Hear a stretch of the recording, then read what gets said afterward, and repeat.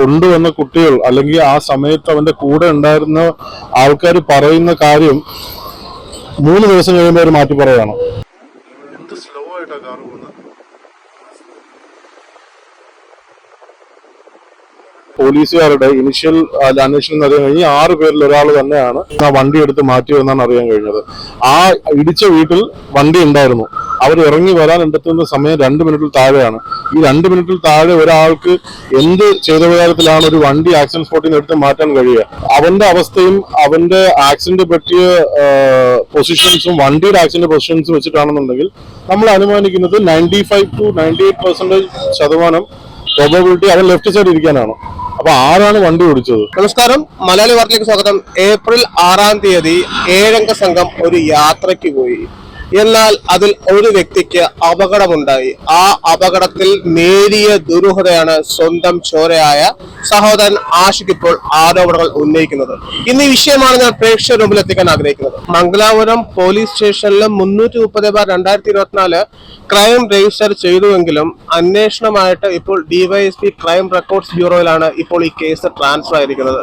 ആദ്യം തന്നെ പോലീസുകാർ നല്ല രീതിയിൽ ഈ ഒരു വിഷയം ഉഴപ്പി ഒരു മോട്ടോർ ആക്സിഡന്റ് കേസ് പോലും നേരെ ചൊവ്വ അവർ രജിസ്റ്റർ ചെയ്തിട്ടൊരു ആരോപണം കൂടി ഇപ്പോൾ ആഷിഖ് ഉന്നയിക്കുന്നുണ്ട്. എന്താ അങ്ങനെ പറയാൻ കാരണം?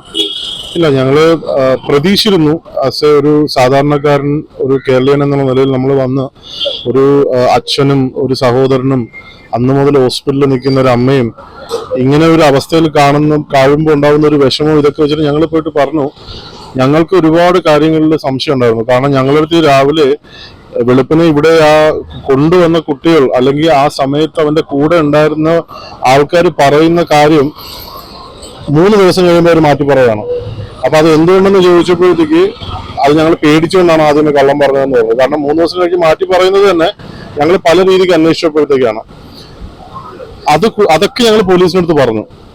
എന്നിട്ട് പോലീസിനടുത്ത് പല ഇതിനകത്ത് ഒരുപാട് ഡിസ്പാരിറ്റി ഉണ്ടായിരുന്നു, ഒരുപാട് ഡിഫറൻസസ് ഉണ്ടായിരുന്നു. CCTV ഫുട്ടേജിന്റെ ആയാലും ഒരു ബ്രദർ എന്ന നിലയിൽ ഞാനാണ് എല്ലാ കടയിലും പോയി കയറി ഇറങ്ങി CCTV അന്വേഷണം. ശരിയാണെങ്കിൽ നിങ്ങൾ ഇപ്പോഴും ആരോപിക്കുന്ന സംഭവം ഇത് സാധാരണ ഒരു ആക്സിഡന്റ് അല്ല.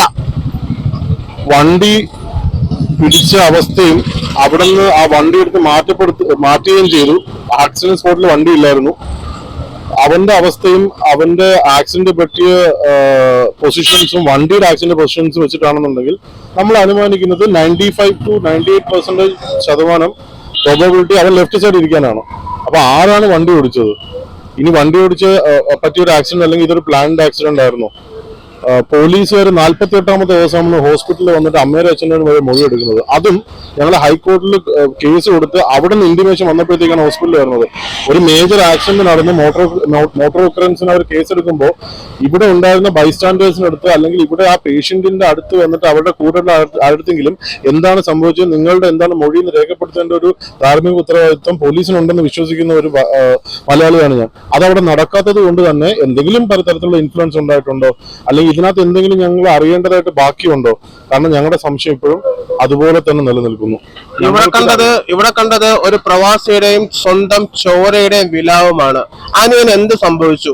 അതിനൊപ്പം ഉണ്ടായിരുന്ന 6-അംഗ സംഘങ്ങൾക്ക് എല്ലാം അറിയാമെങ്കിലും ഇപ്പോഴും ആരെയൊക്കെ എന്തിനൊക്കെ സംരക്ഷിക്കുന്നു? കാരണം ഞാൻ പുറത്ത് ജോലിയാണ്.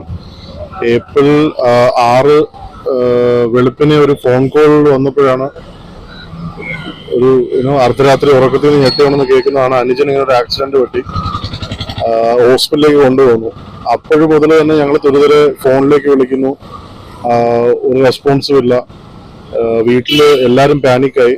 പിന്നെ വരുന്നത് പോലീസുകാരുടെ ഒരു കോളാണ്, നിങ്ങളുടെ വണ്ടി ആക്സിഡന്റ് ആയി കിടക്കുന്നു, ഞങ്ങള് വണ്ടി ഡങ്ക് ചെയ്ത് കൊണ്ടുപോവാണ്, അപ്പൊ അതിന് പേയ്മെന്റ് വേണം.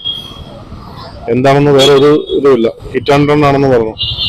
അങ്ങനെ ഞങ്ങള് അന്വേഷണം തുടങ്ങി. ഞങ്ങള് പിന്നെ ആ ഫോണിലേക്ക് തുരിതര വിളിച്ചുകൊണ്ടിരുന്നപ്പോ ഇടയ്ക്ക് ഒരു കോൾ അറ്റൻഡ് ചെയ്തിട്ട് പറഞ്ഞു കിംസിൽ അഡ്മിറ്റ് ചെയ്തിട്ടുണ്ടെന്ന് പറഞ്ഞു. അങ്ങനെ ഞങ്ങൾ ഓടി കിംസിൽ വന്നു. അപ്പോ പാരന്റ്സ് ആണ് എത്തിയത്, ഞാൻ പുറത്തായിരുന്നു. ഞാൻ അപ്പൊ തന്നെ അവിടെ നിന്ന് ടിക്കറ്റ് എടുത്ത് ഫാമിലിയോടുകൂടി തന്നെ തിരിച്ചു വരാനുള്ള കാര്യങ്ങൾ നോക്കി. ഇവിടെ വന്നപ്പോൾ ആൾ ഏകദേശം അങ്ങേയറ്റം എത്തിക്കഴിഞ്ഞു. ഓൾമോസ്റ്റ് 0.01% ചാൻസസ് എന്നാണ് അന്ന് ഡോക്ടേഴ്സ് പറയുന്നത്. അവിടെ നിന്ന് പല ശസ്ത്രക്രിയകളും ചെയ്ത് ലൈഫിലേക്ക് അവനെ തിരിച്ചു കൊണ്ടുപോകാനുള്ള ഒരു പ്രയത്നത്തിലാണ് ഞങ്ങൾ എല്ലാവരും ഉണ്ടായിരുന്നത്. 31 ദിവസം വെന്റിലേറ്റർ ഉണ്ടായിരുന്നു. അപ്പോ ആസ് എ കോമൺ മാൻ ഞാൻ ഈ നാട്ടിൽ വന്നു, ഒരു മലയാളി എന്നുള്ള രീതിയിൽ ഞാൻ പ്രതീക്ഷിച്ചത് ഇത്രയും വലിയൊരു ആക്സിഡന്റ് നടക്കുന്നു. ഇപ്പൊ ഏതാണ്ട് സഹോദരന്റെ ചെലവിന് അല്ലെങ്കിൽ ചോരയ്ക്ക് വേണ്ടി നിങ്ങൾ എത്ര രൂപ ചെലവാക്കി? ഏകദേശം ഒരു 38 ലക്ഷം രൂപയോളം നമുക്കിവിടെ ഇന്ന് നിമിഷം വരെ നമുക്കിവിടെ ചെലവായിട്ടുണ്ട്. ഡോക്ടർമാർ എന്താ പറയുന്നത്? ഡോക്ടർമാർ പറയുന്നത് എന്ന് പറയുമ്പോൾ നമുക്ക് അവന് സ്വന്തം കാര്യങ്ങളെങ്കിലും ചെയ്യാൻ പറ്റുന്ന ഒരു ബേസിക് തിങ്കിങ്ങിലേക്ക് കൊണ്ടുവന്നു കഴിഞ്ഞാൽ അവന്റെ കാര്യങ്ങളെങ്കിലും ചെയ്യാൻ പറ്റണം. ഡോക്ടറുടെ ആക്ച്വൽ ഡയഗ്നോസിക്സ് എന്താണ് ഇപ്പോ? ഇനിയും സർജറി വേണം. കാരണം ഇപ്പൊ കറന്റ്ലി അവൻ ഫുള്ളി പാരലൈസ്ഡ് ആണ്, ബോധത്തിലേക്ക് വരുന്നില്ല. അപ്പോൾ അതുകൊണ്ട് ഇനിയൊരു ഷണ്ട് എന്ന് പറയുന്നൊരു സർജറി ഇംപ്ലിമെന്റേഷൻ ഉണ്ട്. അതുകൂടെ കഴിയുമ്പോൾ നമുക്ക് ചാൻസ് എടുത്ത് നോക്കാം. പിന്നെ ഒരു ലോങ് ടേം റീഹാബിലിറ്റേഷൻ വേണ്ടി വരും. ഏകദേശം 2 വർഷത്തോളം ചികിത്സിക്കണം എന്നാണ് പറയപ്പെടുന്നത്.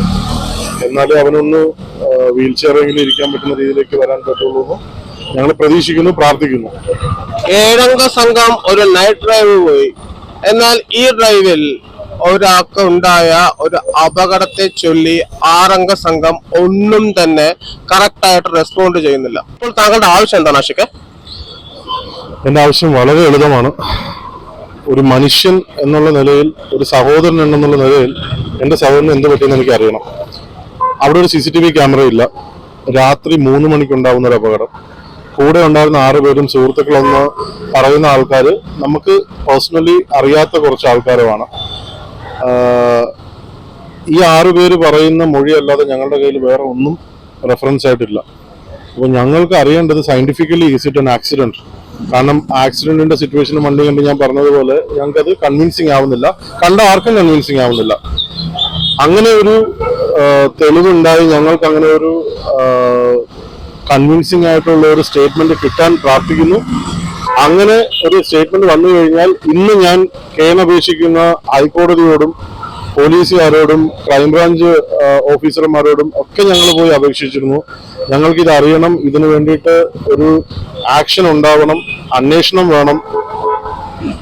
ഈ കാലത്ത് എടുത്തു പറയേണ്ട കാര്യം, ഈ കാലത്ത് ഒരു അരുതാത്തതായിട്ടുള്ള ഒരു ഇൻസിഡന്റ് ഉണ്ടാക്കാൻ ഏറ്റവും സൗകര്യപ്രദമായിട്ടുള്ള കാരണമാണ് മോട്ടോർ വെഹിക്കിൾ ആക്സിഡന്റ്.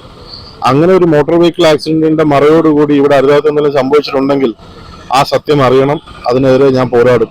ഈ അപകടം നടക്കുന്ന സാഹചര്യത്തിൽ ആരാണ് വണ്ടി റിവേഴ്സ് എടുത്തത്? ഇത് കണ്ടതായിട്ട് ആരുമില്ല. അറിയാൻ കഴിഞ്ഞത് പോലീസുകാരുടെ ഇനിഷ്യൽ അന്വേഷണം അറിയാൻ കഴിഞ്ഞ് 6 പേരിൽ ഒരാൾ തന്നെയാണ് ആ വണ്ടി എടുത്ത് മാറ്റിയെന്നാണ് അറിയാൻ കഴിഞ്ഞത്. ആ ഇടിച്ച വീട്ടിൽ വണ്ടി ഉണ്ടായിരുന്നു. അവർ ഇറങ്ങി വരാൻ എടുത്തുന്ന സമയം 2 മിനിറ്റിൽ താഴെയാണ്. ഈ 2 മിനിറ്റിൽ താഴെ ഒരാൾക്ക് എന്ത് ചെയ്ത വിചാരത്തിലാണ് ഒരു വണ്ടി ആക്സിഡന്റ് സ്പോട്ടിൽ നിന്ന് എടുത്ത് മാറ്റാൻ കഴിയുക? എന്തിനെടുത്ത് മാറ്റി? ആ വണ്ടി കണ്ടാൽ തന്നെ നമുക്ക് എല്ലാവർക്കും അറിയാം അതൊരു യാത്രായോഗ്യമായ വണ്ടി അല്ല. ആക്സിഡന്റിന് ശേഷം പിന്നെ എങ്ങനെ ആ വണ്ടി അവിടെ നിന്ന് മൂവ് ആക്കി? ഇതൊക്കെ ചോദ്യചിഹ്നമായിട്ട് അവശേഷിക്കുകയാണ്. അത് മാത്രമല്ല, ഈ 6 അംഗ സംഘത്തിൽ 2 പേര് ചേർന്ന് അപകടത്തിൽ പറ്റിയ ആസിഫ് എന്ന ചെറുപ്പക്കാരനെ മോട്ടോർ സൈക്കിളിൽ ഇരുത്തിയാണ് ആശുപത്രിയിൽ എത്തിച്ചത്. എത്തിക്കുന്ന സാഹചര്യത്തിൽ 2 കാലുകളും എഴയുന്ന സാഹചര്യവും അതിൽ ഒരു വിരൽ അറുത്തു മാറ്റി ഇപ്പോൾ ടച്ച് വെക്കേണ്ട ഒരു സാഹചര്യം. അതും ഡോക്ടർ ഇപ്പൊ അന്വേഷിച്ചപ്പോഴത്തേക്ക് ഡോക്ടറോട് പറഞ്ഞായിരുന്നു, ഇവർ നേരെ ചുവ കൊണ്ടുവന്നിരുന്നെങ്കിൽ നമുക്ക് ആ വിരൽ പോലും ശരിക്കും പറഞ്ഞാൽ സർജറി ചെയ്യേണ്ടി വരില്ല എന്നാണ് ഡോക്ടർ പറഞ്ഞത്. ഈ ആക്സിഡന്റ് നടക്കുന്ന സ്ഥലത്ത് ഒരുപാട് നാട്ടുകാരുണ്ട്. ആ ഇടിച്ച വീട്ടിൽ വണ്ടിയുണ്ട്. ഈ കൂടെ ഉണ്ടായിരുന്ന ഫ്രണ്ട്സിന്റെ വീട്ടിൽ വരെ വണ്ടിയുണ്ട്.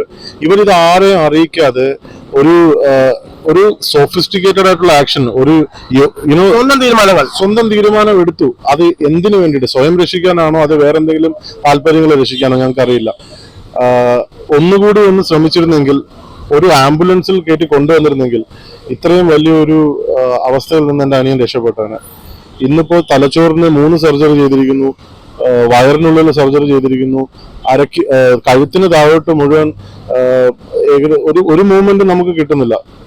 ഒരു തളർന്നൊരു അവസ്ഥയിൽ അവൻ കിടക്കുന്നു, ആരെയും തിരിച്ചറിയുന്നില്ല. അപ്പോൾ ഇതെല്ലാം ആ ഒരു അരമണിക്കൂർ ദൈർഘ്യത്തിൽ അവരൊന്ന് ചിന്തിച്ചിരുന്നുണ്ടെങ്കിൽ വളരെ നേരത്തെ ഹോസ്പിറ്റലിൽ എത്തുകയും വളരെ നേരത്തെ തന്നെ വേറെ ഒരുപാട് അബ്നോർമാലിറ്റീസും പ്രോബ്ലംസ് ഒക്കെ ഒഴിവാക്കിക്കൊണ്ട് ചിലപ്പം ഞാനത് ആഗ്രഹിക്കുമായിരുന്നു, അങ്ങനെ ആയിരുന്നെങ്കിലും ഒരു ബെറ്റർ ഓപ്ഷൻ ആയിരുന്നു.